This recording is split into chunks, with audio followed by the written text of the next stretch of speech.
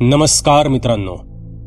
स्वर्ग नरक, आकाश पाताळ हे सर्व ह्या सृष्टीचा एक भाग असतात. पण असतं कुठे हे सगळं? खरं तर कुठेही असू शकतं.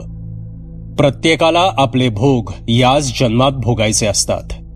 कधी कर्माचा हिशोब होतो तर कधी कृत्याचा. आणि जर कृत्ये तितकी अघोरी आणि पापी असतील तर मग त्यासाठी पृथ्वीवरच नरक भोगावा लागतो.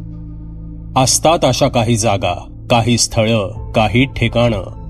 आपण स्वतःला या चार भिंतींच्या आत सुरक्षित समजतो, पण कुठेतरी दूर एका अनाहूत दिशेला काहीतरी असं असतं जे आपली वाट बघत असतं, आपल्या आगमनाची वाट बघत असतं.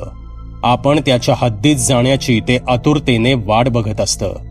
आणि मग सुरू होतो एक भयान खेळ, जिथे पाप आणि पुण्याचा हिशोब होतो आणि त्यानुसार माफी नाही तर शिक्षा मिळते. जाणून घ्यायचं या कथेत काय आहे